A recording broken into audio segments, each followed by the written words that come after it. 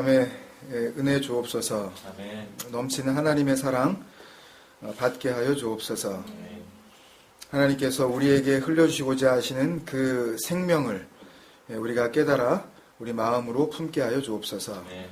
그렇게 이루실 것을 믿사옵고 예수님의 이름으로 기도합니다. 아멘. 아멘. 같이 말씀 보겠습니다. 에베소서 나눈 두 번째 시간인데 오늘까지만 좀 속도가 좀 느리고요. 다음 주부터는 조금 좀 빨라질 겁니다. 오늘 3절부터 6절까지만 같이 보겠습니다. 같이 찾으셔서 한 목소리로 같이 3절부터 6절까지 같이 읽겠습니다. 에베소서 1장 3절부터 6절 같이 읽겠습니다. 시작. 찬송하리로다 하나님 곧 우리 주 예수 그리스도의 아버지께서 그리스도 안에서 하늘에 속한 모든 신령한 복을 우리에게 주시되 곧 창세 전에 그리스도 안에서 우리를 택하사 우리로 사랑 안에서 그 앞에 거룩하고 흠이 없게 하시려고 그 기쁘신 뜻대로 우리를 예정하사 예수 그리스도로 말미암아 자기의 아들들이 되게 하셨으니 이는 그가 사랑하시는 자 안에서 우리에게 거저 주시는 바 그의 은혜의 영광을 찬송하게 하려는 것이라. 아멘. 내용을 보면 찬송하리로다. 3절에 그 하나님만 받으실 수 있는 그 찬송을 우리에게도 주시겠다는 거예요. 이 내용이요. 근데 그들이 누구냐 하면 하늘에 속한 자예요, 그게. 그러니까 하늘에 속한이라는 그 3절에 나와 있는 그 말씀이 모든 신령한 복을 이렇게 설명해 주고 있는 것 같지만 사실은 이 하늘에 속한이라고 된 그 원어를 보면 그 하늘 위에 있는 자들이라는 뜻이에요, 그게요. 그러니까 이 번역 성경의 이 한계가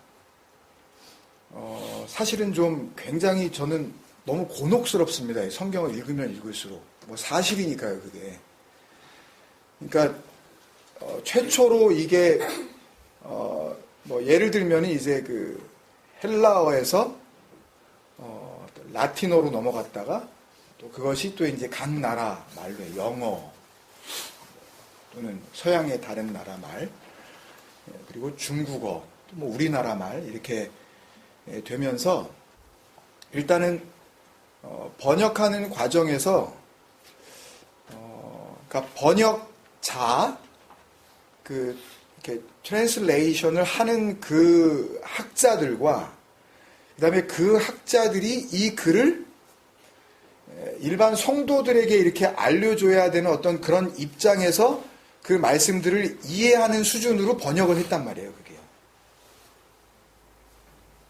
그러니까 좀 이해가 안 되더라도 어떤 부분들은 좀 이렇게 딱딱할 정도로 좀 직역을 좀 해줬으면 한 번이라도 궁금해 하면서 이게 뭐지 하고 돌아볼 텐데 궁금한 게 별로 없지 않으세요, 여기요? 다 우리가 아는 내용으로 이렇게 나와 있거든요. 그래서 이제 지난주에 한 내용을 잠시 정리하면서 오늘 말씀과 연결을 시켜서 이제 알려드리자면 지난주에 이야기했었던 어떻게 보면은 좀 그런 이 설교나 아니면 어떤 그런 성경 해설은 들어보시지도 못했을 거예요. 그러니까 우리가 신됨으로 그렇게 인도함을 받는 거다라는 그런 어떻게 보면 좀 충격적이고 굉장히 파격적인 그런 그 선언은 어떻게 보면 저도 들어본 적이 없어요. 어디서 누가 우리가 신이다 이런 식으로 하나님의 말씀을 받은 자들을 신이라고 한다는 그런 것들도 이제 굉장히 번역을 해석을 난해 구절로 이렇게 취급을 하고 있고 이렇게 뻔히 보이는 그런 내용인데도 불구하고 그래서 그것들을 조금 이제 다른 용어들로 이제 에베소서에서 우리에게 설명을 하고 있으니까 그것도 몇 가지를 좀 보고 그리고 이제 계속 이어서 나가도록 하겠습니다. 그러니까 지난주에 그 같이 나누었었던 하나님의 뜻대로로 번역된 그 디아 델레마토스 데오스, 그러니까 정관사 없는 그냥 어떤 특정한 어떤 그런 하나님의 뜻이 아니라 그러니까 누구라도 받아서 그렇게 누릴 수 있는 그런 기쁨, 그런 뜻, 그런 의미에서 이제 그게 부정관사로서 이제 정관사가 안 쓰인 그런 하나님의 뜻, 그러니까 신됨의 의미라고 했을 때 그 신됨이라는 것들을 에베소서가 계속 우리에게 이제 설명해주고 있단 말이에요. 근데 그 중에 하나가 이제 지난주에 나왔습니다. 1절에 나오는 그 성도들, 그 하기오이스였단 말이죠. 첫 번째 그 파워포인트 한번. 그러니까 신됨은 결국 하나님의 아들들이라는 뜻인 거고, 그러니까 하나님의 아들이 인간일 수는 없잖아요. 그죠? 이게 공감이 되세요? 그러니까 신이신 그러니까 영이신 하나님 그러잖아요. 우리가 근데 그 영이 뭔지도 잘 모르잖아요, 사실은. 근데 예수님께서 오셔서 내 말이 영이요 이렇게 말씀하셨어요. 생명이다 이렇게 말씀하셨으니까. 그러니까 예수님께서 진리로 담고 오신 그 내용을 말하는 거기 때문에 우리가 구체적으로 뭐다라고 이렇게 딱 이렇게 디스크라이브를 할 수가 없는 거예요, 사실은요. 그거를. 그 하나님의 아들이라는 그 자체를 우리말로. 근데 그거를 성경에서는 성도들, 깨끗해진 자다라는 그런 뜻이죠. 하기오스는 푸뉴마 하기오스 그러면 영, 그다음에 하기오스 깨끗한 영 이렇게 해서 성령으로 그렇게 주님께서는 계속 써 나가신 거고 신약 성경에서요. 그래서 거기에서 씻겨진 자들이라는 의미로 하기오스가 된 거고 그게 신된 자들이에요. 그러니까 인간을 지워버리고 인간을 씻어버렸으니까 그리고 나서 신격 되게 하신 거죠. 네. 그죠? 디어티 되게 하시는 거죠. 그리고 그 다음에 또 나오는 신실한 자들, 피스티스를 받은 자들이라는 그런 의미거든요. 그러니까 피스티스는 지난주에 말씀드린 대로 요한계시록에 그리스도로서 그 왕으로서의 이제 그리스도가 이제 마지막 심판 때에 나타나실 때에 그 이름이 충신과 진실이라고 했을 때 그게 피스티스, 그 다음에 알레테이아이라 그랬죠. 그래서 믿음과 진리라는 그런 의미라고 말씀을 드렸어요. 그러니까 거기서 나오는 주님의 이름이란 말이에요. 하나님의 이름이 피스티스란 말이에요. 그러니까 믿는다는 이야기는 그러니까 전혀 우리가 생각하는 거하고는 다른 거예요. 그러니까 하나님을 믿는다는 이야기는 그러니까 뭐 역전압 뭐 그런 거랑 똑같은 거예요. 그러니까 한국말에 우리 애들은 잘 모르니까 역전이 역 앞이라는 뜻이거든요. 근데 거기다가 또 앞이라고 꼭 또 이제 한국 사람도 꼭 그런단 말이에요. 그러니까 하나님을 믿는다는 것은 그냥 하나님 그러고 있는 거예요. 그냥 그게 뭔지도 모르고 내가 그냥 믿는다 그러면은 그러니까 온 세상 사람들이 하나님이 아니든 뭐가 됐든 간에 어떤 신을 갖다 믿는다 그랬을 때 내 마음으로 이렇게 감정적으로 믿게 되잖아요. 그게 누군지도 모르면서 감정적으로 사랑하잖아요. 사랑에 빠지잖아요, 실제로. 하나님을 사랑한다고 하는 분들, 그분들 보면 감정적으로 사랑에 빠져 있다니까요, 실제로. 대상도 없는데, 허상인데, 아니, 누군지도 모르는데, 그걸 어떻게 사랑을 하냐고요. 근데 감정적으로 막 사랑하잖아요. 그리고 하나님 얘기만 나오면 이렇게 눈물을 흘리고, 진짜로. 그게 자기 감정으로 그냥 뭔가 어떤 대상을 그냥 이렇게 정해놓고, 거기다가 자기 감정을 다 쏟아붓는 거예요. 그게 우상숭배예요, 여러분. 그런 게 아니란 말이에요, 그 사랑은. 그 사랑도 저거잖아요, 아가페. 그러니까 원수를 사랑하라 그럴 때 그 사랑도 뭐, 저 미워 죽겠는 인간을 갖다가 좀 우리가 따뜻하게 대해주자. 아니, 그렇게 구원을 받을 수 있는 거면 그거는 또 그 교회들이 이야기하는 믿음으로 구원받는 거 아니네요, 또. 그러니까 굉장히 우리가 가지고 있는 그 사전적인 단어의 의미 때문에 정말 그 진리를 알 수 있는 길들이 굉장히 막힌단 말이에요, 여러분. 그러니까 여러분이 가지고 있는, 그러니까 진리 안으로 들어온 상태에서는 사전적인 의미의 그런 단어들에 여러분들이 사로잡혀 버리면 절대 진리 안에서 자유는 못 얻습니다, 여러분. 그거를 철저히 부수고 나가셔야 돼요. 그런 자기 부인, 내가 알았다고 생각하는 어떤 그런 개념들을 갖다가 정말 그 배설물로 여기지 않으시는 한 무슨 말을 하면 자꾸만 갸우뚱하시는 거예요. 왜 저런 말을 하지? 그러니까 완전히 부인된 상태로 그 말이 안 들어오면 그러면 진리는 계속 비진리로 자꾸만 우리 마음 가운데 자꾸 새겨지게 돼 있어요. 그러니까 자꾸만 마음이 들으면 들을수록 마음이 부담스러울 뿐이지 짐으로 작용을 하지 평안이 안 옵니다, 여러분. 그러니까 정말 그 다나토스라는 성도의 죽음을 우리가 인생 가운데 처절하게 겪어내지 못하면 그러면 진리는 우리 안에서 절대 말씀으로 자리 잡을 수가 없어요. 그게 내가 살아있는데 나를 부인하려고 그래 보세요. 내 생각, 내 사전적인 어떤 개념들, 내가 가지고 있는 지식, 내 40년, 50년 살아온 어떤 인생의 어떤 그 경험, 이런 모든 것들을 내가 다 그냥 완전히 버려버려야 되는 그런 그 상황으로 나에게 다가오기 때문에 나는 너무 힘들어진다고요. 그 과정을 겪는 그 순간에는.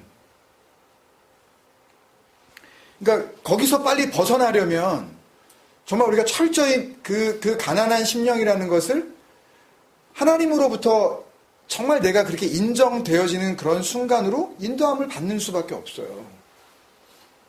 힘들 수밖에 없죠, 여러분. 근데 오늘 마지막으로 하나 더 알려주시는 게 뭐냐면 그 에프라니오스라는 그런 단어인데 그 에프라니오스는 그 하늘 위에 있는 것이라는 그런 의미예요. 그러니까 우라노스 그러면은 하늘이거든요. 신약 성경에 뭐 나중에 또 우리가 이걸 뭐 알 기회가 굉장히 많으니까 그냥 알고 계세요. 우라노스는 이제 성경에서 이야기하는 하늘이라는 얘기인데 여기에 에피 그 위쪽에라는 그런 전치사가 붙고 거기에 복수명사를 만드는 이가 붙어서 그 에프라니오스가 됐어요. 그러니까 그 하늘 위에 있는 자들 그게 되는 거예요. 그러니까 그리스도 안에서 그러니까 3절을 다시 말씀드리면 그리스도 안에서 하늘 위에 있는 자들이 된 그런 의미예요. 그러니까 이거는 그 복을 설명하는 게 아니라 그러니까 누구에게 주는 복이냐라는 걸 갖다가 설명해 주는 거죠. 그러니까 아무나 그 신령하다는 그 굉장히 좋아 보이잖아요. 신령한 복이라 그러니까 굉장히 오묘해 보이기도 하고. 그러니까 그 복을 다 주는 게 아니라 그 복이 누구에게 돌아가는 복인지를 지금 이야기를 하고 있는 거거든요. 3절이요. 그래서 오늘 결국 이제 그런 이야기들이 3절부터 6절까지 이제 쭉 나오게 되는데,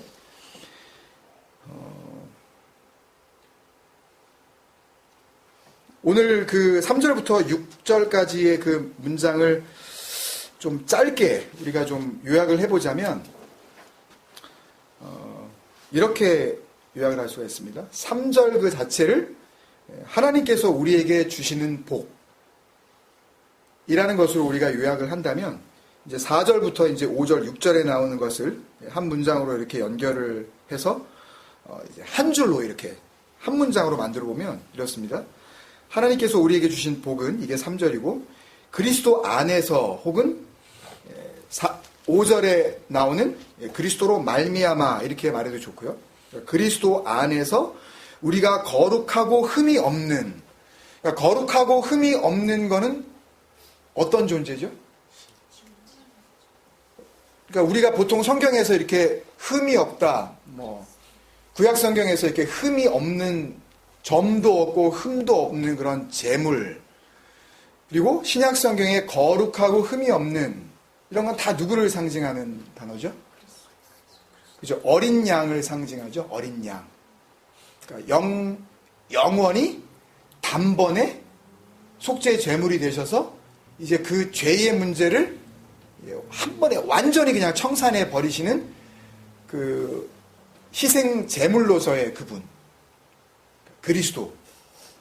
예수 안에 담겨진 그리스도. 이게 흠이 없고 점이 없는 거룩한 거죠. 그러니까 우리가 거룩하고 흠이 없다라는 거는 결국은 그 그리스도화 됐다는 이야기인 것입니다, 여러분. 거룩하고 흠이 없는 하나님의 아들들이 되게 하셔서 그게 은혜죠. 도저히 할 수 없는 거니까 그 은혜를 찬송하게 하려는 것입니다. 이거예요, 오늘 이야기를 한 줄로 하면. 한 번만 더 설명해 볼게요. 하나님께서 우리에게 주신 복은 그리스도 안에서 혹은 그리스도로 말미암아 디아 크리스토스 예수스 예수 그리스도를 통하여 해도 좋고요. 그리스도 안에서 우리가 거룩하고 흠이 없는 하나님의 아들들이 되게 하셔서 그게 복이에요. 그죠? 그걸 한마디로 이야기하면 델레마 데오스인 거죠. 신됨의 기쁨. 이거를 계속 설명하는 거예요. 하나님의 아들들이 되게 하셔서 그 은혜를 찬송하게 하려는 것입니다. 이 정도만 이렇게 우리가 알게 되어도 지난주에 좀 파격적으로 들렸었던 그 디아 델레마토스 데오스 하나님의 뜻으로 말미암아라는 잘못된 그 번역이 좀 분명해지지 않습니까, 여러분? 하나님의 아들됨 5절에요. 자기의 아들들이 되게 하셨다라는 게 이제 우리나라 말로는 이렇게 여러 단어인데 자기의 아들들이 되게 하셨다 이렇게 되어 있는데 헬라어에는 그냥 한 단어예요. 그냥 휘오데시아 요 한 단어를 이렇게 길게 설명을 해놨어요. 그러니까 휘오스하고 이 티데미의 합성어인데요. 티데미는 가끔 제가 말씀드린 적이 있는데 이 땅에 있는 모든 것들이 하나님의 질서에 의해서 이렇게 하나하나 이렇게 이걸 호리존탈이라 그러나요? 수평으로 이렇게 버티칼이 아니라 이렇게 쌓아놓으신 거라는 걸 갖다가 아는 걸 그렇게 세워주셨다는 걸 아는 걸 티데미라 그래요. 근데 티데미 이렇게 가로로 쌓아놓은 것을 하나님의 그 의미를 안 게 세로로 세워진 게 뭐예요? 히스템이에요. 그게 스타우로스예요. 그게 십자가, 언약의 기둥, 그 나무라고요. 그러니까 그 아들들이 되게 하신다는 이야기는 그 아들로 이렇게 계속 이렇게 그 땅 가운데에 세워주시는 거예요. 땅에다 이렇게 세워놓으셨다고요. 그냥 아들됨으로, 휘오스로. 그걸 갖다가 우리가 이 땅에서 우리가 아들됨으로 살아 있는 거예요. 그걸 알면 하나님께서 그거를 너는 섰다 그러시고 이걸 히스테미 하시는 그런 그 내용이 티데미라고요. 그래서 아들로 세우다가 자기의 아들들이 되게 하려 뭐 이렇게 이제 길게 막 해놨는데, 그러니까 이 의미는 더 이상 우리가 이 땅적 존재가 아니라 우리는 여기에서 이렇게 살고 있긴 하지만 땅적 존재가 아니라 이제는 하늘적 존재가 됐다는 그런 의미예요. 그래서 아까 에프라니오이스가 된 거예요. 그러니까 하늘 그 위에 있는 자들이 된 거라고요, 우리가요. 그래서 이제는 인간됨이 아니라 신됨이 되는 거죠. 누가요? 그리스도로 구원받았고, 그리스도로 구원받았다는 이야기는 그리스도로 말미암아 구원받았다는 의미이기도 하지만은요, 그리스도로 구원받았다는 이야기예요. 그러니까 그리스도가 되어 구원받았다는 이야기라고요. 굉장히 이게 기쁜 소식인데 별로 안 기뻐하시네요. 저는 말씀 보면서 막 너무 참 이렇게 정말 복된 소식이구나 막. 근데 이제 이 정도로 우리가 땅적 존재가 아니라 하늘적 존재구나. 그러니까 여기에 있는 거 가지고 이렇게 우리가 막 연연해하고 그럴 필요가 하나도 없는 거구나. 그러니까 이렇게만 이해하고 그 은혜를 깨달아서 요걸 복음으로 그냥 진리로 그냥 마음에 품으면 돼요, 여러분. 정말 이게 진리로 우리에게 다가오면 돼요. 근데 문제는 3절부터 6절까지 해서 각 절마다 오해를 불러일으킬 만한 그런 표피적인 표현들이, 그 피상적인 표현들이 너무 많아요. 그러니까 내용이 아닌 껍데기에 불과한 그런 요소들이, 그 번역들이 곳곳에 그냥 마치, 저는 말씀을 읽으면서 그런 생각 딱 들더라고요. 그 토피도라 그러나요? 지뢰.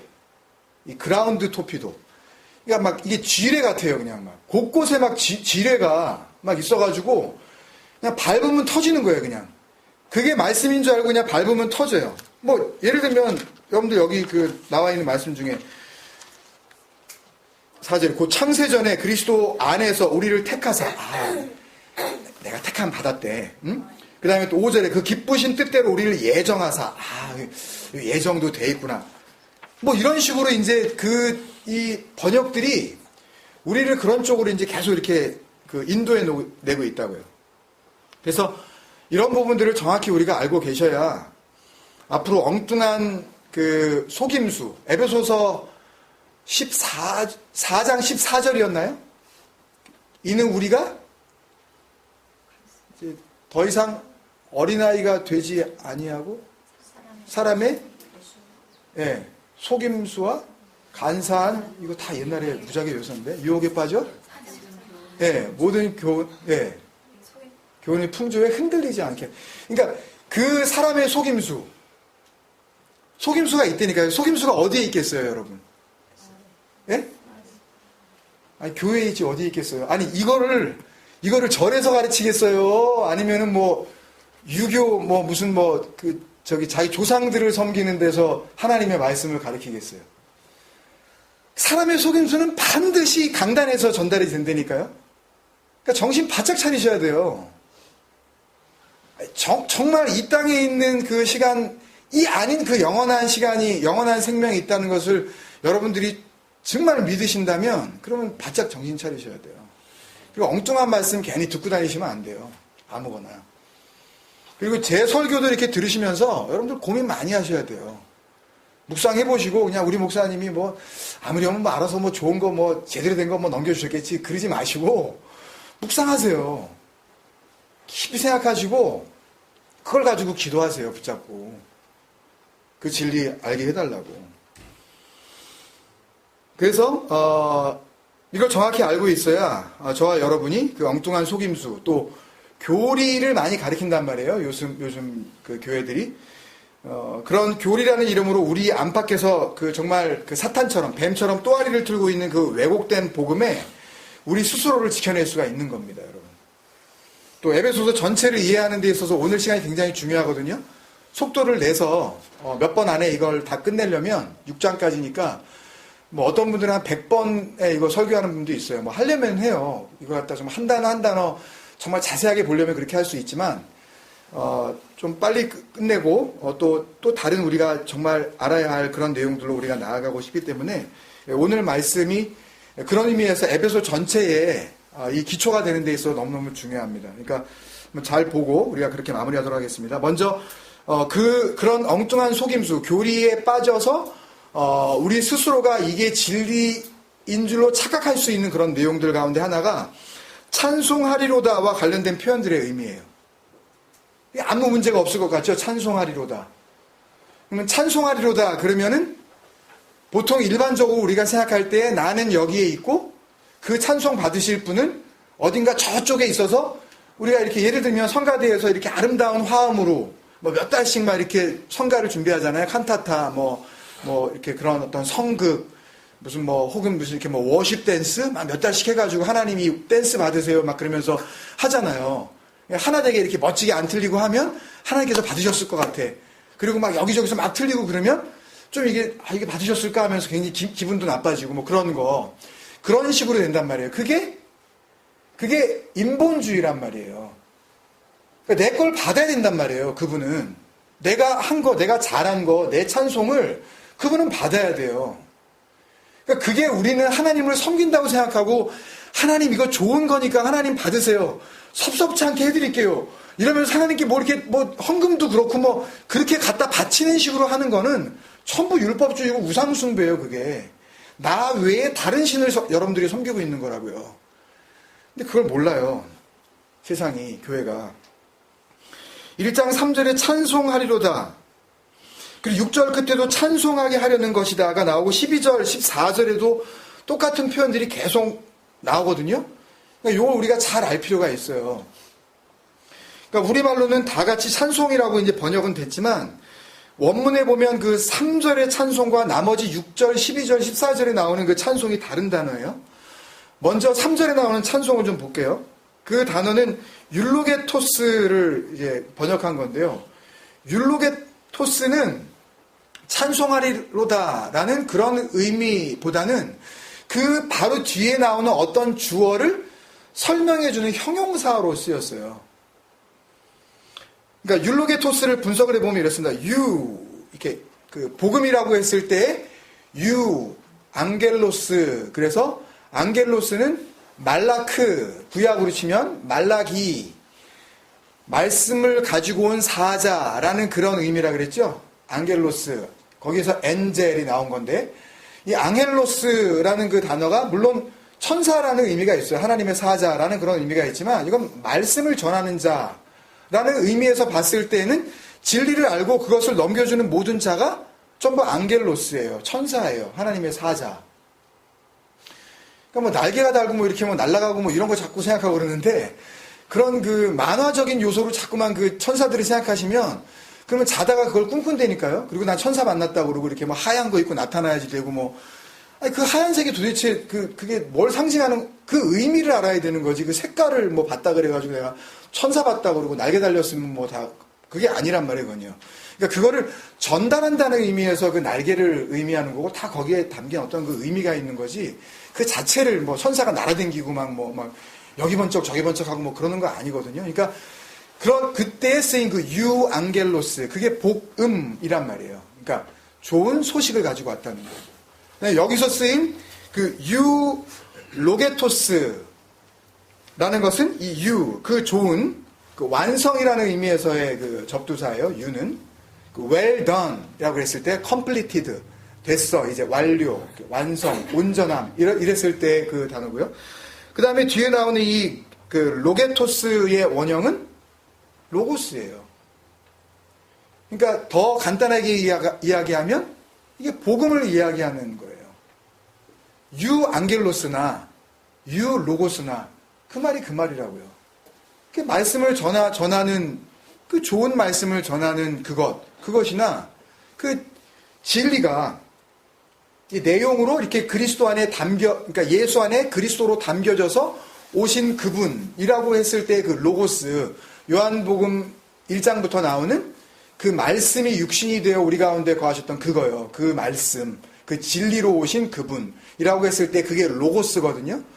그러니까 그 로고스의 그 완성이라는 의미거든요, 결국이요. 그러니까 결국은 그 하나님을 그 뒤에 나오는 주어가 호데오스, 그 하나님, 곧 우리 주 예수 그리스도의 아버지를 설명하는 게 율로게토스니까, 그러니까 진리의 완성이신 그 아버지, 그 하나님, 그런 의미인 거죠.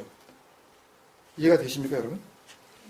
그러니까 엄밀하게 이야기하면 율로게토스, 그 찬송하리로다는 그러니까 예를 들면 우리의 찬양을 받으실 하나님 또는 우리 다 같이 하나님을 찬양합시다. 그런 말을 할 때 그 찬송하리로다. 그런 섬김의 대상으로서 바울이 지금 나는 그 하나님을 찬양할 거야. 나를 사도로 불러주셔서 이 말씀을 전하게 하신 게 너무 기쁜데 그 하나님을 나는 찬양할 거야. 그런 의미의 나는 그 하나님을 찬송할 거야. 그 말을 하려는 게 아닙니다. 이거는요. 그러니까 이거는 1절 그 문두에서 나온 그 하나님의 뜻대로 하나님의 뜻으로 번역되어진 그 델레마 데오스, 그 신됨의 기쁨. 내가 이제 이 땅적 존재가 아닌 그 하늘적 존재가 되고 보니까 그 신됨의 그 의미를 내가 알고 나니까 그것을 내가 이제 깨닫게 되니까 그러니까 그런 기쁨을 주신 그 하나님이 누구라는 것을 자기가 알게 됐다는 거예요. 그러니까 내가 그런 신됨의 기쁨 안으로 그렇게 인도함을 받고 나니까 그 하나님은 한마디로 설명할 수 있는데 그 하나님이 뭐라는 거예요? 그 진리의 완성이시라는 거예요. 그 하나님은. 그걸로밖에는 자기는 설명할 길이 없다는 거예요, 지금. 그게 율로게토스예요. 로고스. 완성, 진리의 완성, 그 완전한 진리로서의 그 하나님. 이게 3절이에요. 그리고 6절, 12절, 14절에 나오는 찬송하게 하려는 것이라, 찬송이 되게 하려 하심이라, 찬송하게 하려 하심이라.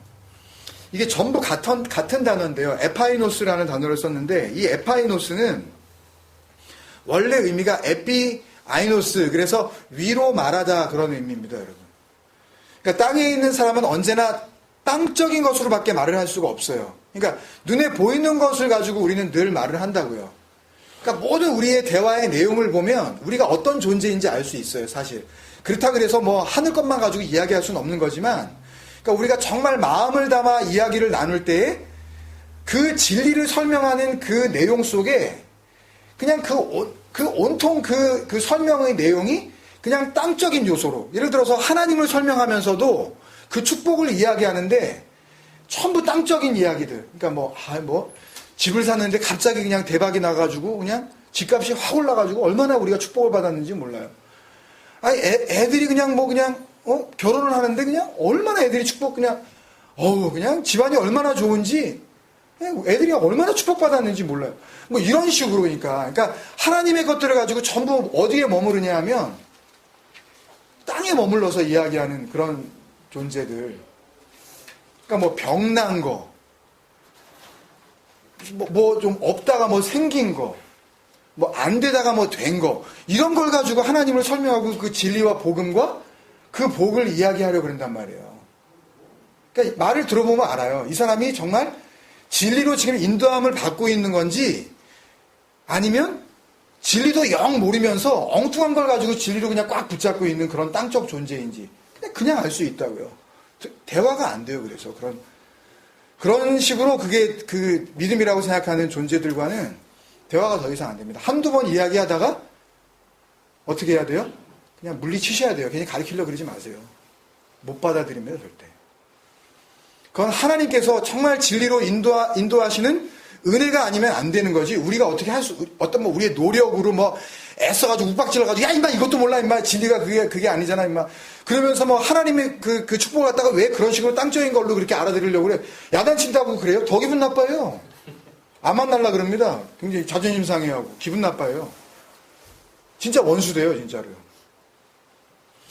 그러니까, 이 찬송하게 하려는 것은, 이 의미는, 에피아이노스는, 그러니까 땅에 있는 자가, 사실은 자기가 땅인데 땅으로 말하던 자가 위로 말하기 시작하는 거예요. 그러니까 찬송하게 하려는 것이라는 것은 이제 너희들이 진리를 알고 너희들이 복음을 알았으면 이제부터는 이제 니네들 차에다가도 저희 가요 틀지 말고 집에다가도 괜히 팝송 같은 거 틀지 말고 니네 가요 팝송 이런 거 다 쓰레기통에 갖다 버려. 이제 하나님 찬양하는 그 복음 성가만 틀어야 돼. 그런 의미가 절대 아닙니다, 여러분. 그렇다 그래서 마음대로 유행가를 들으셔도 됩니다. 비욘세 왔다며요. 그런데 우리 쫓아가도 됩니다. 그런 식으로 그냥 하고 싶은 대로 하세요. 라는 의미는 또 아니지만, 그렇다 그래서 이게 또 찬송가 많이 부르자는 그런 의미하고는 전혀 상관이 없는 말이에요, 이거는요. 그러니까 에피아이노스. 아래 것에서 이제는 벗어나 뭐든지 하나님을 땅으로 설명하려던 그 존재들이 이제는 위의 것으로 말하게 된다. 골로새서 읽으셨잖아요. 그죠? 골로새 3장 우리 다 읽으셨죠? 그러니까 너희가 그리스도와 함께 죽었으면, 그러면 이제는 위의 것을 생각하라 그러시잖아요. 예? 그리고 이제는 땅의 것을 생각하지 말라. 그 얘기란 말이에요. 이게 에피아이노스예요. 정말 너희가 구원을 받아 그리스도로 말미암아 부활이 뭐였죠, 여러분? 아나스타시스. 그러니까 위로 스타우로스, 세움을 받았으면, 그러니까 땅에 있는데 하나님께서 그냥 그래 너는 하늘에 있는 거야 그렇게 해주시는 자들이 있다니까요. 그 복음을 진리로 알아듣고, 이게 뭐 하고 말고 하는 그런 문제가 아닌 거구나. 이건 은혜인 거구나 라고 하고 감격하게 되는 존재가 있는 거라니까요. 그러니까 그렇게 된 자들이 부활된 거예요, 이미. 그게 죽음을 맛본 거예요. 왜? 내가 가지고 있는 그 믿음이 아니라는 걸 알았으니까. 나는 하나님 앞에서 그렇게 부인되었잖아요. 아니, 그게 내 믿음 그거 가지고 되는, 내가 뭘 믿어서 되는 게 아니었네? 그러면 그게 인정받지 못하는 거잖아요. 그게 부인이란 말이에요. 그게 자기 부인. 근데 그게 처음에는 고통스럽게 느껴진단 말이에요. 근데 부활되어지는 것을, 그 다시 살림을 우리가 다시 진리 가운데 깨닫게 되면 감사하게 된단 말이에요. 유카리스티에. 그 좋은 은혜의 말. 그것들이 우리 안에서 터져 나온단 말이에요. 왜? 은혜를 정말 알게 되었으니까. 그런 의미예요. 이 에피아이노스는요. 그러니까 결국 앞에서 이야기한 찬송하리로다. 그 율로게토스. 이게 더 길게 설명을 해드리고 싶은데요. 마냥 길면 또 너무 힘들어 하시잖아요. 그러니까 잘 들으시고 어떻게 좀 알아들으셨으면 좋겠어요. 그러니까 율로게토스. 그거는 유로고스. 하나님은 진리의 완성이시고, 그러면 나는 뭐 하는 존재예요? 그러면 이제는 나는 진리가 뭔지 알았으니까, 그게 하나님이시구나. 내 모든 것들이 이게 비진리구나. 이걸 알았으니까, 나 아닌 그분. 그걸 이제 내 말로 갖게 되었다는 거죠. 그게 찬송하게 하려 하심이라 이거예요, 그게. 그게 진정한 의미의 찬송이에요. 그 하나님께서 진리의 완성이시라는 것을 모르는 자들이 어떻게 찬송을 할 수 있겠니? 지금 그 얘기를 하고 있는 거라고요, 바울은요. 근데 여러분들이 아시다시피 에베소는 사도행전 20장인가요? 거기 보면은 그 밀레도로 에베소에 그 자기가 세워놓은 장로들을 다 부르잖아요. 원래 가려고 그러다가 예루살렘까지 이렇게 가야 되는데 돌아서 에베소로 가기에는 너무 시간이 걸려가지고 그냥 다 와. 장로들 다 오라 그래서 막 이야기하는 중에 그런 이야기하지. 내가 3년 동안이나 너희 피땀 흘리면서 내가 밤잠 안 자고 가르치지 않았니? 다른 데서는 하지 않았었던 정말 그 이 체류의 장소가 에베소였잖아요. 충분히 진리가 거기에서 이렇게 넘겨졌잖아요. 그러니까 그 진리를 알고 있는 그 자들이 알 수 있는 그 진리의 내용들을 지금 막 풀어내고 있는 거라고요. 그러니까 여러분들이 진리를 아셨었다면 그 전에 비유 말씀이라든지 혹은 작년에 우리가 했었던 시편 119편 말씀, 순 말씀만 가지고 우리가 그냥 같이 해봤으니까, 실험을 해봤으니까. 또 그 전에 하나님을 사랑하신다고요. 혹은 다나토스, 뭐 이런 것들을 쭉 하면서 우리가 지금까지 진리가 이런 거구나 라고 여러분들이 정말 맛을 본 자들이라면 이 에베소서가 남달리 느껴지셔야죠. 이제 피상적으로 그렇게 율법주의적으로 이걸 절대 이제 보이지 않습니다. 그러면 정말 진리로 다가오게 돼 있죠. 그러니까 결국 찬송하리로다가 율로게토스와 이 에피아이노스, 이제는 땅의 말을 갖지 않고 위의 말, 그 하늘의 말을 갖고 있는 자로 이렇게 바뀌어지는 거죠. 그러니까 율로게토스나 에피아이노스나 사실은 같은 말이에요. 그 하나님과 그 하나님의 말을 갖게 된 자. 한 번 더 설명드리면요. 율로게토스는 찬송하리로다. 그거는 하나님은 완성된 진리로서 존재하시는 거고, 그 다음에 에피아이노스는 우리는, 성도는, 신실한 자들은 아까 에프라이오스, 하늘 위에 있는 자들이 된 자들, 아들들이 된 자들, 우리는 태어나기는 비록 땅에서 태어났지만 이제는 그 땅을 벗어나 위의 것, 그 하나님의 것, 그것을 자기의 말로 간직한 존재들이 되었다. 그런 말씀을 지금 하고 있는 거예요. 그래서 3절부터 14절까지 나오는 찬송이라는 개념은 우리가 보통 생각하는 노래를 부른다는 거하고는 전혀 상관없는 말이라는 걸 아시겠죠? 오직 진리이신 하나님께서 그 진리 밖에 있는 자들을 진리가 되게 하신다는 그 그 하나님의 뜻, 그 호 델레마, 호 데오스, 그걸 지금 설명하고 있는 겁니다. 에베소 1장에서요. 그러니까 우리가 이야기하는 그 찬송받으실 하나님이라는 말, 그리고 하나님의 그 은혜를 찬송합시다, 뭐 이런 말들은 사실 밖으로 드러나는 그 노래나 그 찬양에 앞서서 보이지 않는 그 진리가 우리 안에 확증되어야 되는 거죠. 되게 어려우시게 느껴지시는 것 같아요. 조금 더 보면 여러분들이 좀 더 이해하실지 모르겠습니다. 두 번째는 이제 복과 관련된 표현들입니다. 이게 마지막인데 3절에서는 하늘에 속한 모든 신령한 복을 우리에게 주셨다 그러고요. 그리고 4절, 5절에서는 그 복이 창세전에 미리 택함받은 누군가에게만 주시는 예정된 거라고 그래요. 그래서 마치 창세전, 그러면 언제라고 여러분들 생각하세요? 창세전. 창세전. 그 영어 성경에도 보니까 before the foundation of the world 이렇게 되어 있더라고요. 그러니까 세상의 기초가 놓아지기 전에, 그런 식으로 보니까. 그러니까 천지 창조하시기 전에 그렇게 보이게 해놨죠. 창세전 그러면 다 그렇게 해석을 합니다, 여러분. 그리고 4절에 택하사 이렇게 되어 있으니까 그 천지가 생기기도 전에 우리는 알 수 없는 그 전에 어떤, 그래서 누군가를 택하셨다. 그래서 누군가는 택하셔서 구원받을 자로 이렇게 택하셨고, 그렇게 알고 계시죠? 그리고 누군가는 택하셔서 구원받지 못할 자. 그러니까 처음부터 지옥 갈 생명, 천국 갈 생명, 인간들에 대해서 요거를 딱 선택해 놨다로 이해하게 돼 있잖아요, 여기요. 택하사 이렇게 돼. 거기다가 5절은 또 탄술 더 뜨죠.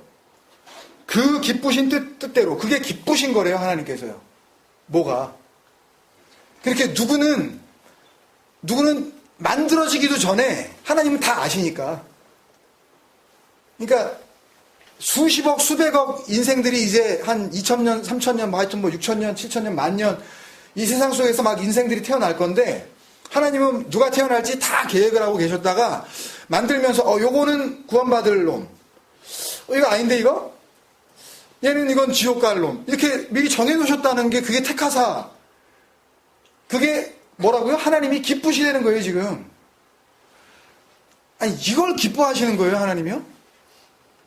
말이 이렇게 돼 있잖아요, 여러분. 다시 읽어보세요. 그걸 하나님이 기뻐하신다고 돼 있어요. 그런 식으로 설명을 하자면. 그래서 그 기쁘신 뜻대로 우리를 어떻게 해요? 이번에는? 예정하사 돼 있네요. 예정을 기뻐하신대요, 하나님께서. 여기서 나온 이론이 뭐예요? 예정론이에요. 종교개혁 이후에 부서지지 않습니다, 여러분. 예정론. 전적 타락. 인간들은 완전히 다 타락했다. 맞죠? 무조건적 선택. 그 unconditional election. 그래요. 그렇게 보여요. 그 다음에 세 번째. limited atonement. atonement는 뭐예요? 이게 죄 용서해 준 거거든요. 속죄. 근데 뭐라고요? 리미티드 어톤먼트예요. 예정론 그 튤립이라고, TULIP 그 튤립 이론이라고 신학교 가면 그 맨날 보고 외우고 뭐 시험 보고 막 그러거든요. 막 쓰라 그러고 튤립 이론을 갖다 쓰라 그러고 설명하라 그러고 이제. 속죄를 어떻게 하신다고요? 하나님께서 정해놓은 인간만 속죄하신다고요. 그게 예정론이에요. 그 다음에 irresistible grace. 이거는 불가항력적인 은혜. 그러니까 하나님께서 은혜를 주시면 우리가 이걸 떨쳐낼 수 없다. 뭐 그럴 수도 있고요. 그 다음에 견인, 이 perseverance and preservation. 그러니까 하나님께서 억지로 성도를 이렇게 참아서 끌고 가신다. 보호하셔서 이렇게 끌고 가신다. 그래서 구원에 내신다. 그런 의미인데 일견 그럴싸해 보여요. 이게 마치.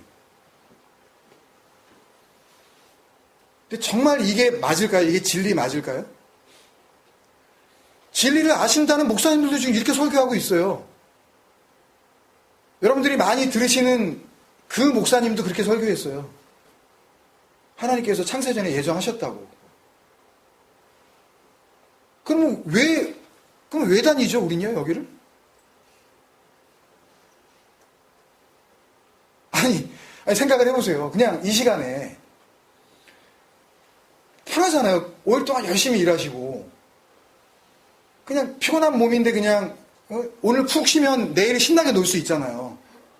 근데 오늘 저녁에 이렇게 교회 미리 이제 한 8시부터 준비해가지고 와버리면 한 서너 시간을 갖다가 이제 어떻게 보면 육체적인 어떤 그 피곤을 그대로 이제 무릎을 써야 되는데, 근데 이러고 평생을 살아가지고 구원받을 줄 알고 갔는데 나는 예정이 어떻게 돼 있었냐면, 넌 아닌 걸로 돼 있었네? 그게 칼빈의 예정론이에요. 어떻게 하실 거냐고요. 아니, 그리고 또 돼 있다며요. 구원받을 자로 돼 있다며요. 그러면 더더욱 이 수고를 왜 하냐고요, 우리는 지금. 아니, 진리를 알아서 뭐 해요? 복음을 들어서 뭐 하냐고요? 우리 힘이 아닌 그분의 힘으로 한다며요. 그게 예정론이라니까요. 창세전에 예정하셨다고, 하나님의 백성들을. 아니, 그러면 디모데전서에 나오는 그 하나님께서는 모든 사람들이 구원을 받고 모든 사람들이 진리를 아는데 이르기를 원하신다는 그 말은 뭐 어떻게 해석할 거냐고요, 그러면은.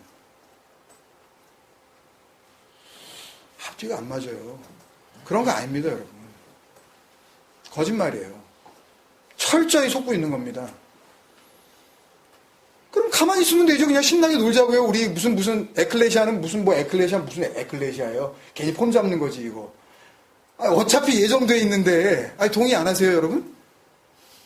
어차피 돼 있는데 뭘 교회 나오고 기도하고 무릎을 꿇고 뭐 헌금을 내고 그 돈으로 그냥 맛있는 거 사 먹고 모으셨다가 그냥 가족여행이나 가시고 신나게 놀고 그러면 되는, 어차피 예정돼서 구원 받을 건데, 아니면 말고, 아니, 힘을 써도 안 되는 게 예정이라면, 이 예정, 그 predestination이라는 말을 글자 그대로 그냥 예정, 미리 정하셨대. 그래서 그 글자 그대로 구원받을 자, 구원받지 못할 자를 하나님이 그 창세 전에 다 정해놨다고 읽고 이해하고 믿는 것은 정말 복음의 앞뒤가 안 맞는 어처구니 없는 논리입니다, 여러분. 말도 안 돼요. 그러니까 진리가 아닌 종교로서 전락을 해버린 이 기독교적 그 토대가 되어버린 이 예정론은 대표적인 이 종교적 기독교 문자 신앙의 병폐이고요. 극단적인 이기주의의 발상입니다, 여러분. 저는 복음을 앞에 두고 자신있게 이야기할 수 있어요. 예정론은 허구입니다. 신천지가 이걸 갖다가 들고 일어나서 그렇게 얘기한다는데 저는 신천지하고 전혀 상관없어요. 거기를 옹호하지도 않을 뿐더러 그런 이야기를 하려는 게 아닙니다, 여러분. 정말 그 진리를 알지 못하면은요, 우리는 자유를 얻을 수가 없는 것이고, 그 자유를 얻지 못한 자가 죄사함 받지 못하다는 것은 주님께서 오셔서 우리에게 분명히 말씀하신 주님의 복음의 그 핵심이에요. 진리를 알아라. 진리를 알지니 그 진리를 알지 못하고선 참 내 제자 되지 못한다. 그리고 그 진리가 너희를 자유하게 한다. 근데 그 진리를 모르는 상태에서 그냥 하나님께서 나를 그냥 구원해 주시고 말고 그게 다 결정되어 있다. 말도 안 됩니다. 말씀을 깊이 있게 보지 않아서 그래요. 그 말씀을 그냥 내 눈으로만 그냥 읽고, 정하셨다니까 그냥 그런 건가 보지 하고 그냥 그렇게 무심코 넘어가서 그렇습니다. 예정하사의 헬라어 이 프로오리존은요, 어떤 사람을 정해놨다는 그런 단어의 뜻이 전혀 아닙니다. 이거는 그냥 그 헬라어 사전을 찾을 수 있는 사람들은 다 알 수 있어요. 프로오리존은 사람 정해놨다는 거 아니에요, 이건요. 이 프로오리존은 어떤 계획, 어떤 목표, 어떻게 내가 해줄게 라고 약속을 정해놨다는 의미로서의 그런 의미의 예정이에요. 그러니까 약속을 정해놨다. 계획을 해놨다. 그런 의미. 목적, 목표를 내가 이렇게 정해놨다. 그 표대, 방향, 이런 의미라. 그 길, 그런 의미예요, 이건요. 프로오리조. 어떻게 그냥 놔두면 흙일 수밖에 없는 이 존재들을 어떻게 데오스로 만들 수 있을까? 그 목표. 그게 하나님의 예정이라고요, 그게요. 그게 계획이라고요, 그게. 그래서 11절을 보면 말씀 안에 이런 의미가 다 설명되어 있어요. 11절을 이제 볼 텐데요. 근데 왜 이걸 끝까지 누군가는 창세전에 미리 구원받기로 돼 있고 누구는 이미 버림받기로 돼 있는 거라고 우기는지 모르겠어요, 저는. 그게 자기들에게 무슨 유익이 있는지. 그리고 그렇게 전하는 자나 듣고 있는 자가 정말 아니라면 어떻게 책임을 지려고 그런 말을 하고 있는 건지. 아니, 그렇게 진리를 안다고 하는 사람들이 예를 들어서 1000명이고 10,000명이고 모여들었다고 쳐요. 근데 거기 있는 사람들이 정말 우연에 어떻게 참 운도 없게 하늘나라 갔더니 전부 아닌 걸로 예정돼 있었네? 그러면 그게 무슨 의미가 있냐고요, 진리를 아는 게. 아니, 그렇잖아요, 여러분. 답답해서 자꾸 말씀드리는 거예요, 그게.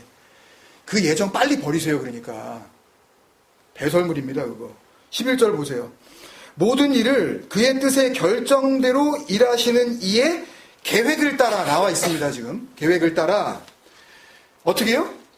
우리가 예정을 입어 그 안에서 기업이 되었으니, 번역 성경은 이렇게 복잡하게 되어 있는데요. 또 오해하게 좀 되어 있지만, 진리의 눈으로 보면 이 오해가 하나도 안 되게 되어 있는 거예요. 근데 다시 설명을 드릴게요. 원문에는 우리가 이런 말이 없습니다, 여러분. 우리가 예정을 입어, 이런 우리가라는 단어가 아예 없다고요, 거기에는. 원문 그대로 제가 옮겨볼게요. 이거 제가 아마 파워포인트를 만든 것 같은데. 그의 그 기쁘신 뜻대로 모든 일을 하시는 그분의 약속대로, 이거예요. 더 쉽게 말씀드릴까요? 하나님은 마음대로 일하지 않으시고 하나님은 자기 말씀 안에서 일하신다, 이거예요. 말씀이 뭐예요? 약속. 하나님께서 인간들을 지으시고 약속을 하시잖아요. 내가 너희들에게 내가 이렇게 복주겠다, 내가 약속을 하시잖아요. 내가 언약할게, 내가. 언약의 증표로 자꾸만 뭐 보여주시잖아요. 예? 내가 약속할게. 그리고 이 무지개. 그러니까 무지개 이렇게 떴을 때, 그거 보실 때마다 그 언약, 그거를 여러분들 다시 새기시면 되는 거예요, 우리는요. 그리고 할례.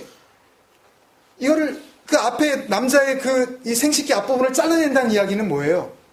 생명의 죽음을 의미하는 거거든요. 넌 죽은 거야. 너는 씨 없는 거야. 거기에 생명 없어. 너 안에 생명 없다. 그게 할례란 말이에요. 잘라내버리시는 거예요. 그걸요. 그게 너하고 나의 약속이야. 그럼 여기 생명이 없는데 그걸 잘라버리셔서 죽여버리셨으니까 이제 어떻게 하시겠다는 거예요, 살리려면. 내 생명 줄게 그러시는 거 아니에요. 내가 다 한다.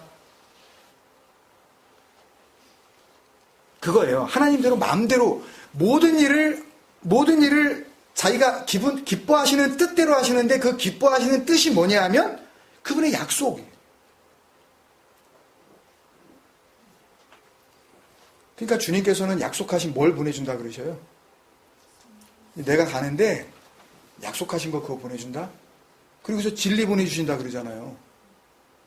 그러면 진리가 너희 자유케 할 거야? 그러니까 진리가 뭔지 모르는 사람들은 자유도 없는 거예요. 그러니까 진리를 받지 못한 사람들은 약속도 받지 못한 거란 말이에요. 한 가지 얘기만 그냥 정말 주도 면밀하게 일관되게 하나님은 하고 계시다니까요. 근데 예정론이 무슨 말입니까? 갑자기 뜬금없이. 하나님도 약속하신 대로 일하신다. 그거예요. 그게 앞에. 그리고 그 안에서 그 약속된 것을 받아. 그렇게 돼 있어요. 그냥. 그 안에서, 그 약속 안에서 그 약속된 것을 받는 거예요. 우리는요. 그 약속이 뭐예요? 그 그리스도 메시아라니까요. 그게요. 구원자. 너희는 할 수 없으니까 그거를 진리로 이제 너희들에게 전달해주면, 그러면 너희가 죄가 뭔지 의가 뭔지 심판이 뭔지 너희들이 그제서야 알게 될 거야. 그게 뭔지 알면 그런 식으로 율법 지켜서 구원받는 게 아니라는 것을 알고 자유하게 돼. 그러니까 수고하고 무거운 짐진 거 니네 다 내려놔. 그 얘기를 계속 하시는 거란 말이에요. 그게요. 그러니까 창세전의 그 예정이라는 것은 하나님께서 다 아시니까 이 땅에서 태어날 그 수백억의 생명들을 미리 다 어떻게 순서대로 만들지 다 이렇게 계획을 해두시고, 아니 얘는 구원해줘야지, 아니 얘는 아닌데, 그런 식의 천국 합격 이게 지옥, 꼬린, 뭐 이런 식으로 이렇게 그게 결정되어 있다는 말씀이 아닌 거죠. 그래도 마음에 아직도 예정론을 버리시고 싶지 않으신 분을 위해서 마지막으로 오늘 말씀을 한 가지 더 보고 마치겠습니다. 이 예정이라든지 또 미리 택하셨다든지 하는 말들이 그렇게 보여진 이유, 더 그렇게 보여지는 그 이유는 이 말들 앞에 나오는 창세전이라는 단어 때문이에요. 아, 하나님께서 세상을 만드시기 전에 택하셨대. 그럴싸해 보이잖아요. 어디서 그런 말을 주워 들은 것 같으니까. 그리고 창세전에 미리 예정하셨대. 창세전으로 번역한 원문의 기록은 창세전에 이렇게 되어 있는 원문은 프로 카타볼레 코스모스예요. 정관사가 하나도 없는데요. 명사들이 2개나 쓰였는데 불특정한 다수에게 주시는 어떤 그런 내용을 이야기하시는 거거든요. 여기 정관사가 없다고요. 누군가를 정해서 누군가에게만 딱 주시는 그게 아니라 요 창세전이라는 말 안에 이미 담겨 있는 그 내용이 불특정, 누군지 몰라요. 누군지 모르는 어떤 그것이 지금 설명되어지고 있는 그 내용이 창세전이에요.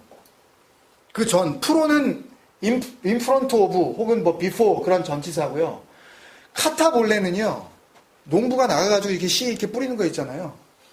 그 동작이에요, 이거요. 이게 캐스트 오프 하는 거예요, 이거요. 뿌리는 거. 씨 뿌림. 누가복음, 뭐 마태복음, 마가복음에 그 주님께서 씨 뿌림 그 비유 우리 잘 했으니까 씨는 뭐다 그러셔요? 누가복음 씨는 말씀이다. 말씀이 곧 뭐예요? 생명이잖아요. 그죠? 진리로서의 말씀만 생명인 거죠. 그러니까 자기가 엉뚱하게 이게 말씀이야 라고 생각하는 적용해야 되는 그런 말씀은 그거는 아닙니다. 그거는 율법이 되는 거예요. 그러니까 씨는 생명 아니에요. 그러니까 창세 전에 코스모스라는 것은 어떤 특정한 하나님께서 세상을 사랑하사 할 때는 호코스모스예요. 그러니까 아무나 막 사랑하시는 게 아니라 어떤 세상, 특정한 세상을 사랑하신다고요. 그러니까 세상이라는 단어도 원문에 돌아가서 보지 않고서는 사실은 제대로 해석할 방법이 없어요. 그러니까 아무리 지혜가 있는 분이라 하더라도 그냥 번역 성경만 봐가지고 어떻게 진리를 갖다가 온전히 우리가 알 수 있냐고요. 그러니까 처음에 기록되어진 그 이미 죽어버린 그 말, 이제는 더 이상 변하지 않는 그 히브리어와 고대 헬라어로 그렇게 문자가 남아있다는 것이 얼마나 감사한지 몰라요. 더 이상 시대에 따라 변하지 않으니까 이미 딱 그냥 고착이 돼 있어가지고 거기서 멈춰있거든요. 그 뜻이 2000년 전 그 뜻으로 그냥 멈춰있다고요. 시대에 따라서 우리는 뭐 이렇게 말이 변하잖아요. 예전에는 그 뜻이었는데 시간이 다른 시대가 되면서 그 말이 뭐 다른 의미로 막 쓰여지고 그러잖아요. 그런 유행에 따라서. 근데 유행을 안 탄다고요. 이미 완전히 죽어버린 말이 돼요. 누가 쓰는 말이 아니니까. 그래서 그 안에 담겨있는 그 진의를 이제 다시 유추해서 가깝게 찾아낼 수가 있어요. 그러니까 창세전에라는 말은 맞아요. 창세전에라는 말이 맞는데 이 창조는 어떤 창조를 이야기하는 거예요? 그 옛날에 그 창조, 아무것도 없었을 때 땅도 만드시고 인간도 만드시고 하신 그 창조, 그걸 예창조라고 한다면 그 창조를 통해서는 구원이 없잖아요. 여기 사람들도 다 있고 여기 땅도 있는데 이게 영원한 생명이 아니잖아요. 그리고 천지가 없어지고 새하늘과 새 땅으로 뭔가 하나님께서 다시 만드시는 그 세상이 우리에게 주어지는 게 그게 영원한 나라로 설명되어지고 있는 거니까 계시록을 통해서도 계속 말씀하시는 것처럼. 그러니까 이 창세라는 것은 뭐예요? 새 창조를 의미하는 거죠. 진짜 생명. 그러니까 이게 생명이 아니잖아요. 이것만 가지고는 그 생명에 참여할 수가 없으니까. 이해가 되세요? 그러면 그거를 다나토스로 죽여버리고 성도의 거룩한 죽음으로 죽이고 살리시면 그게 뭐가 돼요? 창조. 없게만, 여러분이 없음이라고 자꾸 그렇게 기도하실 때도 그러고 고백하시잖아요. 헤벨이라고. 그게 없어지는 거예요. 천지가 없어지는 거잖아요. 그게 나한테서. 예? 천지가 없어지고 그러면 새하늘과 새 땅이 나에게 주어지는 주님이 다시 온다라고 했을 때 이 재림을 신약성경이 파루지아라 그랬는데 그게 진리로 오심이에요, 그게. 그러니까 그 재림을 맛보지 않은 자가 어떻게 진정한 주님의 재림을 맛보냐고요. 그게 뭔지 모르면서. 그러니까 눈으로 보여질 그것만 바라보면서 무슨 어떤 선교회처럼 막 며칠 날 온다고 이렇게 하고 그런 거가 아니란 말이에요, 재림은. 그러니까 다시 설명을 드리면 이 창세 전에라는 것은 우리가 생각하는 것처럼 아무것도 없었을 때에 그 전에 하나님께서 이미 누군가를 택하시고 예정하셔서라는 그런 의미의 창세 전이 아니라 씨 뿌리기 전에 정말 이 말씀을 진리로 이 땅 가운데 뿌리시기 전에 그게 언제예요? 예수가 가고 그리스도로 오시기 바로 그때잖아요. 씨는 말씀이라 그랬는데 주님이 말씀으로 이렇게 뿌려도 그걸 갖다가 진리로 아무도 못 알아들었잖아요. 그러니까 죽였잖아요, 그 말씀을. 그건 아직 진리가 아니란 말이에요. 진리로 오셨지만. 근데 그 진리가 진리로서 우리에게 오려면 영으로 오셔야 된단 말이에요, 이제. 성령으로 오시겠다 그러는 거란 말이에요. 보여지는 거 말고 이제 보여지지 않는 진리로 너희 안으로 들어가 역사할게. 그렇게 되면 너희가 내가 무슨 말을 했는지 이제 기억날 거야.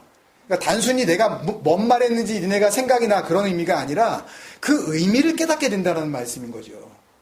그러니까 이 창세 전이라는 그 말씀은 그리스도로 오기 전에 그 창세 전에 세상에 씨 뿌림 전에 온 세상의 생명 주기에 앞서서 우리에게 택하사 이게 에클레고마히인데요. 에클레고 이게 에크칼레오 에클레시아하고 사실은 같은 의미라고 보시면 됩니다. 그러니까 우리에게 택하사 요거는 택하사로 번역을 했을 뿐이지 다 끝났으니까 조금만 집중해 주세요.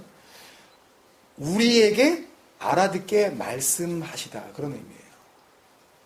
에크칼레오가 밖으로 이렇게 불러내다 이런 말 아니에요. 밖으로 불러냈다라는 이야기는 뭔가 알아들었다는 이야기잖아요.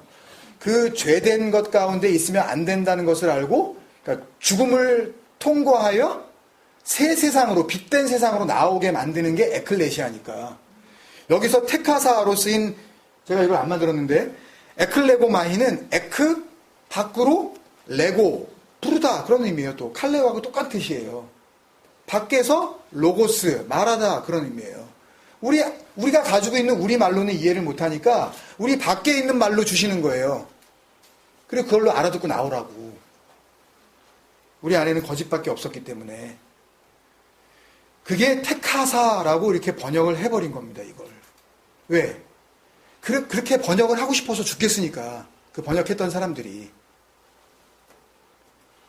그래서 우리에게 알아듣게 그렇게 말씀하신 것처럼 사랑 안에 있는 그분 안에서 거룩하고 흠이 없는 이나이 존재가 되게 하시는 것 그게 그분의 기쁨이야 라고 이렇게 하고 계시는 거예요. 이해가 되십니까 여러분? 그걸 3절에서 복이라고 한 단어로 설명해 주고 있는 거예요. 하늘 위에 있는 그 자들이 받을 수 있는 그 신령한 그 영적인 복, 그 복, 이걸 또 복이라고 해석을 해놨으니까 그냥 복 받자고 아주 그냥 환장을 하는 거죠. 하여튼 교회 나와서 이 복이라고 번역을 한 게 율로게오예요. 율로게오. 이거 어디서 들은 것 같죠? 앞에 율로게토스 같은 단어예요. 찬송하리로다. 그 단어를 여기 또 쓰고 있어요, 지금. 그 찬송, 율로게호, 유로고스, 말을 잘하다. 좋은 말을 하다. 말다운 말을 하다. 말다운 말이 뭘까요, 여러분? 진리죠. 말을 하는데 쓸 말이 하나도 없어. 그건 말이 아니니까 그건 전부 거짓인 거죠. 그렇게 붙잡아 버리면 그냥 땅적 존재로 그렇게 살다가 그것들이 모이는 곳으로 그렇게 가게 되니까 그 비진리로 완성이 되는 거니까 우리 목숨이 없어지는 그 순간에 그러니까 찬송하리로다의 그 율로게토스 그러니까 하나님이 주시는 그 유일한 복도 역시 율로게오. 진리라는 것을 바울이 강조해주고 있는 거죠. 그런 의미에서 뿌려지는 말씀, 그 생명, 창세 전, 그 카타볼레의 그 씨 뿌림을 진리로 받느냐 아니면 율법으로 받느냐. 이게 정말 중요한 거죠. 그래서 6절이 그 진리와 복을, 그러니까 3, 4, 5절은 그 진리와 복에 대해서 계속 설명하고 있는 거고 6절이 그래서 막 주는 게 아니라 거저 주시는 거라고 이렇게 번역을 해놨는데 이게 카리스에서 은혜, 거기에서 나온 동사 카리토예요. 은혜로 주다, 이렇게. 은혜로 주다. 그런 의미예요. 거저 주시는 거라고 이렇게 해놨으니까 좀 이것도 번역을 너무 막한 것 같은데 은혜로 주시는 거예요. 카리토. 누구 안에서만? 사랑하시는 자. 예, 그가 사랑하시는 자 안에서만 어떻게 된다고요? 이런 일들이 벌어진대요. 뭐가? 그러니까 하나님도 진리의 완성으로 보이고 나도 위의 말을 하는 진리의 완성으로 인도함을 받는 존재로 보이고 또 그렇게 보고 나니까 은혜는 그게 은혜고 이런 일들이 누구 안에서만 일어나요? 사랑하시는 자 이렇게 능동태로 되어져 있는데요. 영어 성경을 보면 잘 나와 있습니다. 이게 수동태입니다. 그의 사랑을 받고 있는 자 안에서만 이 일이 일어난대요. 이 진리, 그 씨 뿌림의 그 생명, 그 신령한 율로게오, 진리가 되게 하시는 그 축복, 아들됨, 델레마 데오스, 그 신됨의 기쁨, 이런 은혜가 누구한테서만 일어나냐 하면 막 일어나는 게 아닙니다. 그러니까 복이 막 일어나는 게 아니에요. 딱 정해진 데서만 일어나는 걸 지금 알려주는 거예요. 그의 사랑을 받고 있는 자 안에서만 일어난대요. 이러면 여러분들 퍼뜩 이렇게 떠오르시는 거 없으세요? 마지막 말씀입니다. 누가 사랑을 받죠?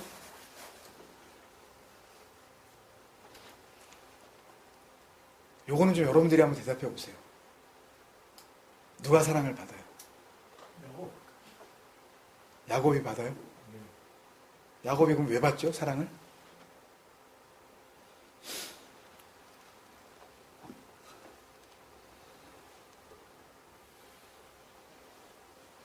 하나님을 사랑하신다고요. 첫 번째 시간에는.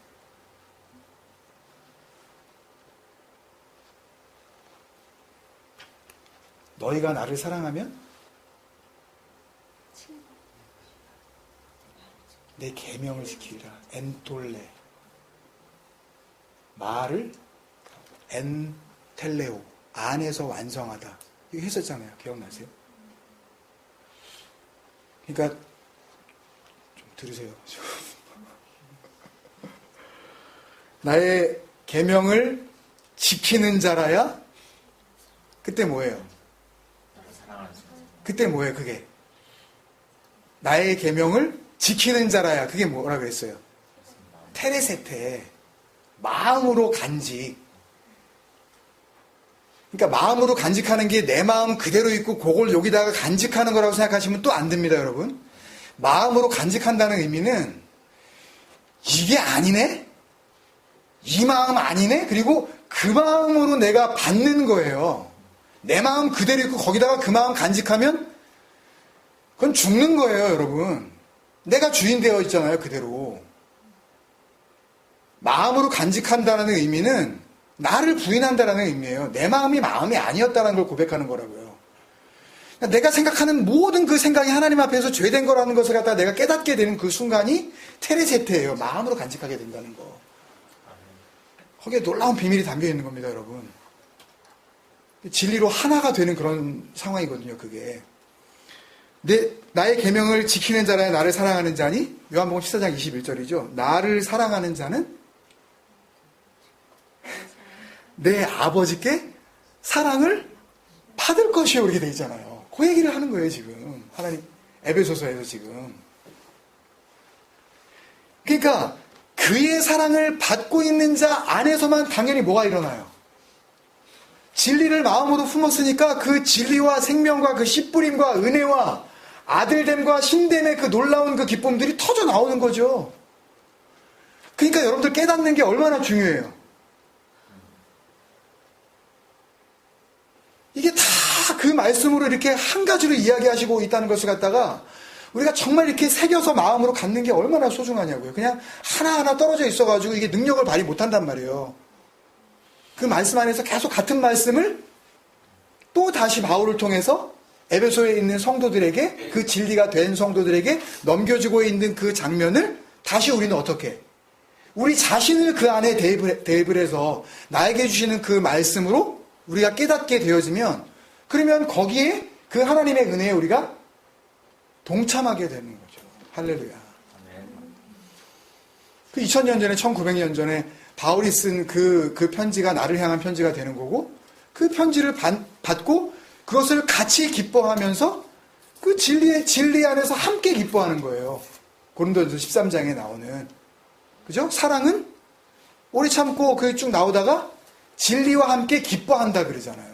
그런 의미들을, 이런 진리를 알지 못하면 피상적으로 알 수밖에 없는 거예요. 그냥 진리를 그냥 기뻐한대. 그렇게. 정말 이게 내 얘기라는 것을 알지 못하고 그냥 이렇게 율법적으로 그냥 이렇게 밖에다 두고 그걸 섬기게 되는 거죠, 그냥. 그런 게 있대라고. 남 얘기처럼 그렇게.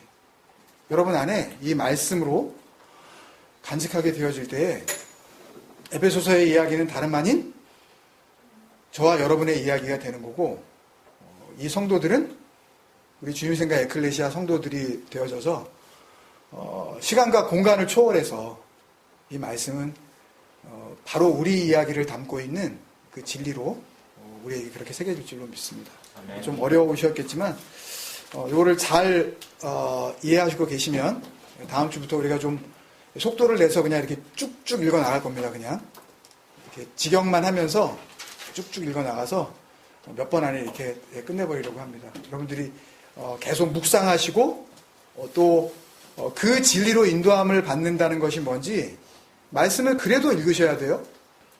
그 번역에 오류가 있을지라도 그러니까 보지 말자라는 쪽으로 가시면 안 됩니다. 오히려 그 말씀을 통하여서 계속해서 내가 믿음 안에 있는가? 자꾸 시험해 보셔야 돼요. 도끼마주 하셔야 돼요. 이런 유혹의 잘못된 번역의 말씀이 있는데도 불구하고 내가 여기에 빠지지 않고 내가 그 믿음, 그 진리, 그 은혜 가운데 있을 수 있느냐. 그걸 여러분들이 계속 자기를 시험하셔야 된다고요. 그 진리 안에 성공으로 인도하시는 그 복된 시험, 도끼마주. 그렇게 또 한 주간 승리하시기를 주님의 이름으로 축원드립니다. 아멘. 제가 기도하고 오늘 기도회 이렇게 마치도록 하겠습니다.